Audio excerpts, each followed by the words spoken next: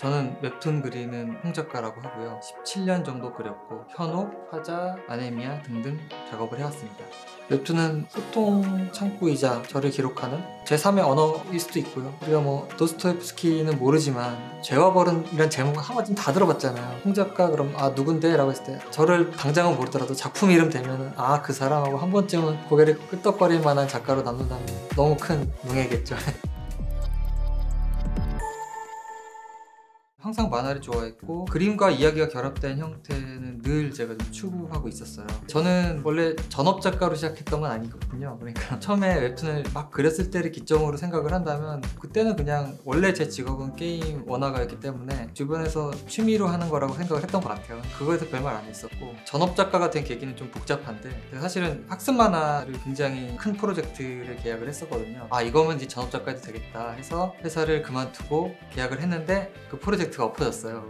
본의 아니게 전업 작가가 돼버렸거든요. 지금 생각하면은 조금 젊었으니까 좀 버텼던 것 같고 아 이제는 뭐 앞만 보고 달려갈 수밖에 없겠다. 그래서 주변은 얘기 딱히 안 하고 17년째 쭉 달려갔죠. 영감을 얻는 거는 어느 한 가지에서 얻는 것 같진 않아요. 우리의 삶 자체가 투영이 되는 게 작품이기 때문에 어차피 우리가 이제 만화든 어떤 이야기든 공통의 사람들이 이해할 수 있는 언어라는 게 있잖아요. 좋은 이야기라고 하는 건요, 익숙함과 익숙하지 않음의 어떤 중간 지점인 것 같아요. 익숙한 소재를 쓰지만 익숙한 소재로 때로는 좀 뜻하지 않은 이야기를 만든다? 저는 좀 이런 걸 좀 많이 추구하고 있거든요. 도스토옙스키 소설 중에 까라마조프 씨네 형제들이랑 죄와 벌을 되게 좋아하거든요. 아 우리가 지금 시대가 변하고 계속 뭐 연출이나 이런 게 변한다고 하지만 결국 이야기의 본질은 그때 재밌는 얘기는 지금도 재밌더라고요. 띵 하고 머리 얻어맞은 것 같은 발상을 가끔 느낄 때가 있거든요. 그런 걸 볼 때마다 진짜 사람들이 공통적으로 느껴하는 거는 뼈대는 변하지 않는구나 라는 생각을 하면서 늘 감탄하면서 보고 있고요. 고전이라고 하면 되게 고리타분하다고 생각을 하잖아요. 근데 정말 놀랍게도 요즘 하는 얘기의 동어 반복이더라고요. 우리의 이야기는 그 뒤로 얼마큼 나아졌나라고 했을 때 놀랍도록 변하지가 않았어요. 단지 이제 전하는 수단이나 어떤 것을 먼저 보여줄 것인가에 대한 그런 고민 같은 것들만 좀 달라졌을 뿐이지 이야기의 본질은 변하지 않았다.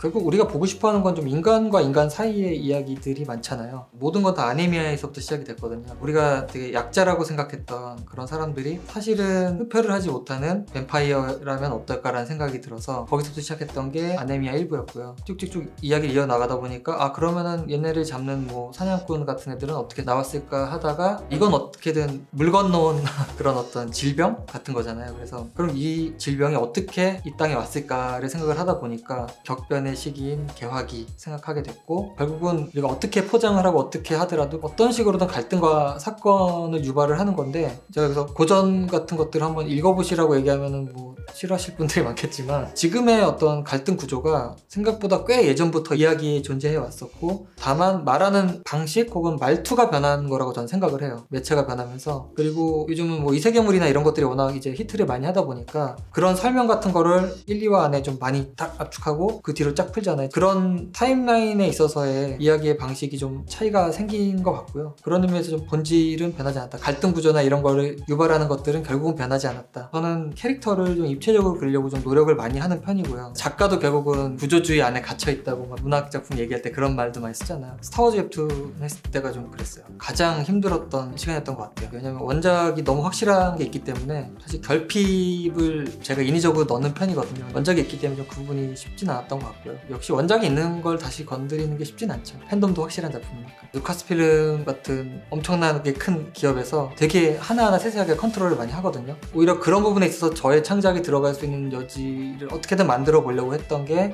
힘들기도 했고 또 한편으로는 편하기도 했고요. 그냥 그대로만 하면 되니까 거의 닥치는 대로 그렸는데 지금 다시 보더라도 와 이렇게 이런 물량 공세를 거의 실시간 연재인데 어떻게 했지? 라는 생각이 드는 편이고요. 웹툰은 아무래도 좀 바로바로 이제 즉각 반영이 되면서 이야기의 흐름도 바꿀 수가 있거든요, 사실. 근데 이게 장점이자 단점이 될 수도 있는 것 같아요. 영화든 드라마든 진행이 되면서 이야기가 좀 묵혀지는 그런 것들이 있는데 바로바로 피드백이 오다 보니까 바로 반영이 된다? 하지만 이제 그러다 보니까는 뚝심 있게 가기가 좀 쉬운 환경은 아니다. 불과 한 10년 전만 해도 웹툰이 이렇게 성장할 거라고는 아무도 예상을 좀 못했던 것 같아요. 저 역시도 그랬고 제가 굳이 말씀드릴 수 있는 부분은 어떤 매체든 간에 다원화가 좀 돼야 되는 것 같긴 해요. 그러니까 흐름이 굉장히 좀 빨리 변하고 있거든요. 한 10년? 20년쯤 전만 하더라도 일상툰이라고 하는 웹툰이 정말 히트를 많이 쳤거든요. 근데 지금은 좀 찾아보기 힘들잖아요. 그러니까 트렌드가 굉장히 빨리 변하고 있기 때문에 어떻게 보면 이 트렌드가 굉장히 빨리 변하는 게 약점이자 장점인 것 같기도 하고요. 최대한 여러 계층이 보고 여러 계층이 소비하고 또 그에 따라서 웹툰을 그리는 작가들의 장르나 이런 것도 다 변화. 모든 매체가 똑같은 것 같은데요. 다원화가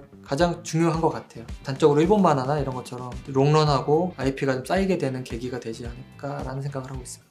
만약 웹툰이 없고 제가 좀 더 전 시대에 태어났다면 저는 다른 방식으로 어떻게든 독자분들과 소통을 할 것이고요. 만약에 제가 한참 뒤에 태어났다고 하더라도 뭔가 비슷한 내러티브를 가지고 독자들과 소통을 했을 것 같아요. 웹툰은 소통 창구이자 저를 기록하는, 저한테는 제3의 언어일 수도 있고요. 홍 작가다 그러면 홍 작가 아마 알아볼 수 있는 그런 작가가 되면 당연히 뭐 누구나 명예로울 것이고요. 아니면은 그런 것도 되게 괜찮은 것 같아요. 홍 작가 그럼 누군데? 라고 했을 때 뭐뭐 했어? 라고 하면 그 사람? 근데 사실 두 번째 게 어떻게 보면은 좀 더 생명력이 긴 것 같기도 하거든요. 우리가 뭐 도스토옙스키는 모르지만 죄와 벌은이란 제목은 한번쯤 다 들어봤잖아요. 그것도 되게 나름 멋진 일인 것 같아요. 어쨌든 저를 당장은 모르더라도 작품 이름 되면은 그 사람하고 한 번쯤은 고개를 끄덕거릴 만한 작가로 남는다면 너무 큰 명예겠죠.